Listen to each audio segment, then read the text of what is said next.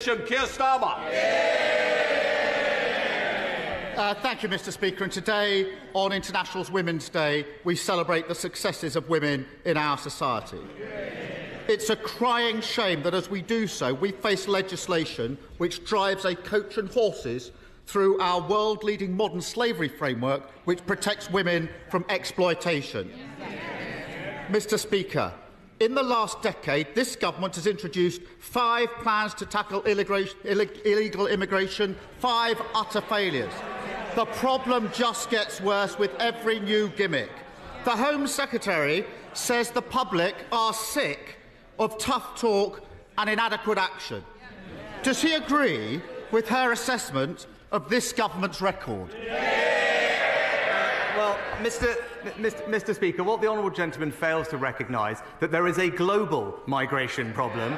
We are not alone in facing these challenges, and it is precisely because that across Europe the numbers escalating to the extent they are, we have brought forward new plans because we are determined, Mr. Speaker, to ensure that this remains a compassionate and generous country, that is done fairly and legally.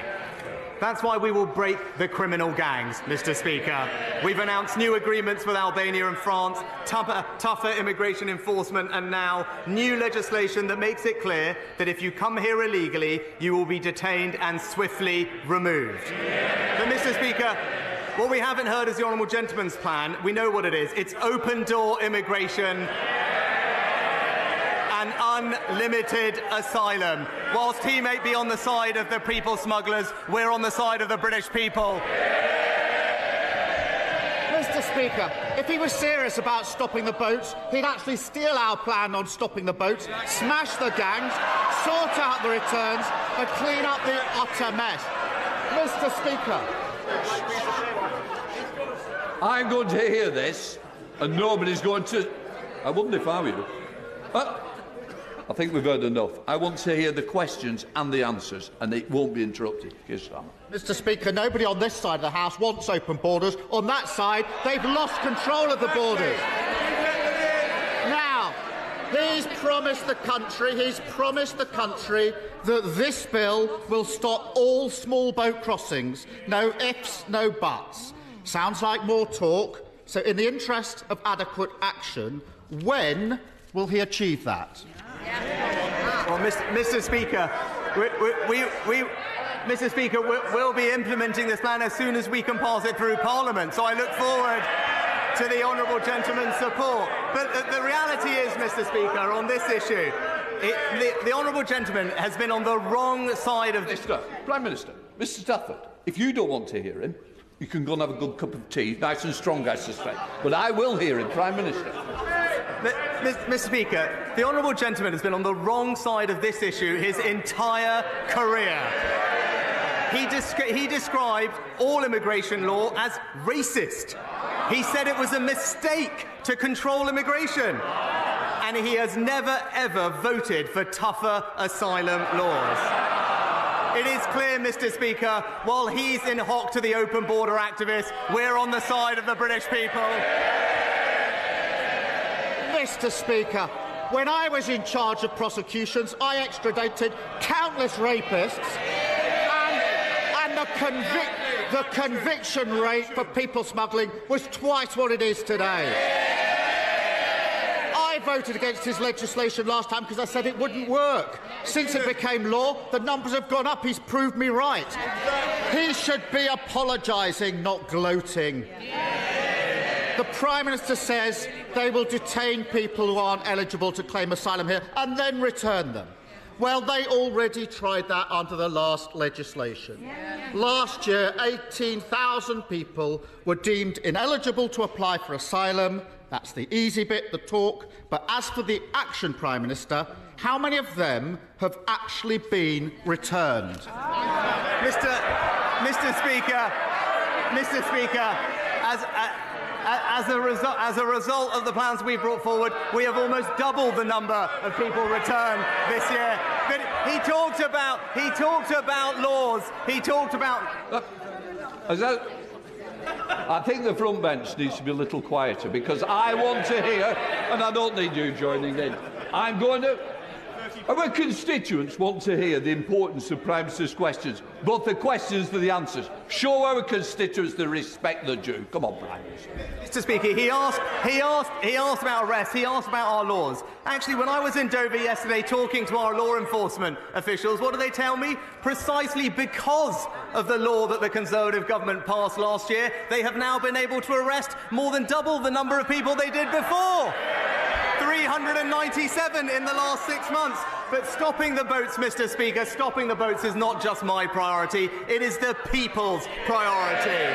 But his position on this is clear. He wanted to, in his words, scrap the Rwanda deal. He voted against measures to deport foreign criminals, Mr. Speaker, and he even argued against deportation flights. Well, and we know why, because on this matter, he talked about his legal background. He's just another lefty lawyer standing in our way.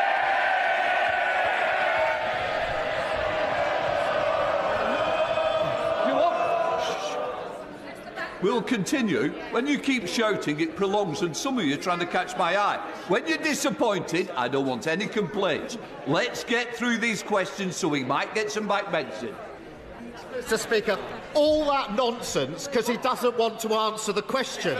Because he knows what the answer is. The number is 21. I thought he was a man of detail. 21 people out of the 18,000. And what happens to the rest? They sit in hotels and digs for months on end at the taxpayers' expense. Last year, he promised to end the hotel farce. That's the talk. But because of his mess, there are thousands of people who can't claim asylum and can't be returned. So where does he actually think they're going to end up? Mr. Speaker, he talks about the pressure on our asylum system. Right? We've actually got a clear plan to stop people coming here in the first place. Mr. Speaker, Labour have absolutely no plan on this issue because they simply don't want to tackle the problem. We introduced tougher sentences for people smugglers. They opposed it. We signed a deal with Rwanda. They opposed it. We are deporting foreign offenders as we speak. They oppose it. Order. I'm going to say to the member from Hull, save that good voice for the rugby match. You might be able to join Mr Stafford over that strong cup of tea. Prime Minister. Mr. Speaker, in fact, he opposed every single step of what we've done to try and stop this problem. In fact, his only contribution to this debate, well, we know what it is. In his own words, what did he say? We will defend free movement. That's the Labour Party for you, Mr. Speaker. Mr. Speaker, he stood there last year saying exactly the same thing. We said it wouldn't work. They passed the law. The numbers went up. Absolutely deluded. He can't say where they'll return people because they spent £140 million on Rwanda and it doesn't work. They can't say how they'll return people because this bill doesn't come with a single new return agreement. And they can't say when they'll fix the mess because it's more talk, more gimmicks, more promises to be broken. Now, a few months ago, I put to him that of the people who arrived on small boats, only 4% had been processed. He stood there and said, that's unacceptable. What's the number now?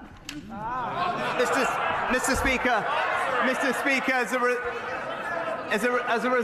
as a result of what we've done, there are now 6,000 fewer people in the caseload of asylum backlog. We're hiring more caseworkers. We're increasing their productivity. And again, he's mistaken when it comes to returns, Mr. Speaker, because we do have returns agreements with India, with Pakistan, with Serbia, with Nigeria, and crucially, now with Albania, where we are returning hundreds of people, Mr. Speaker. But look, our position on this is clear. If you arrive here illegally, you will not be able to claim asylum here. You will not be able to access the modern slavery system, and you will not be able to make spurious human rights claims. That is the right thing to do. But he's going on and on about process, hiding behind process, because he doesn't want to confront the substance. We are the party of fairness, and he represents the party of free movement.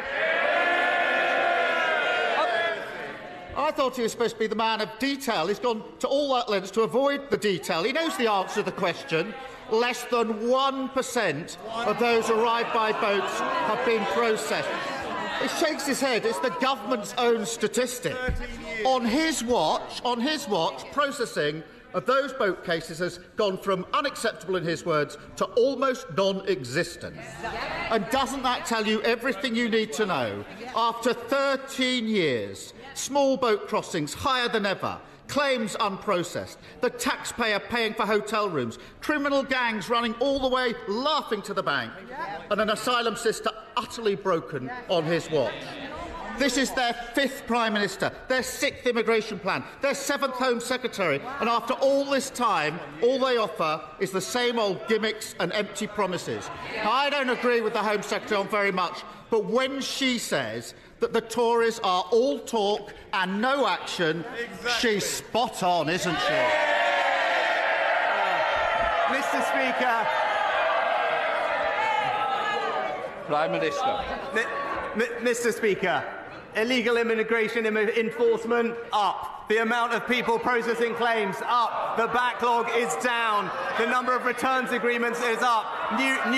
Hundreds of people returned to Albania, and now new laws to detain and deter illegal migrants. It's clear what we stand for, Mr. Speaker. We're doing what's right. We are acting with compassion. We are acting with fairness, and we are acting to respect the laws and borders of our country. We are delivering what we said, and it's crystal clear here listening to this, Mr. Speaker, that it's going to be the Conservatives and only the Conservatives that stop the boat.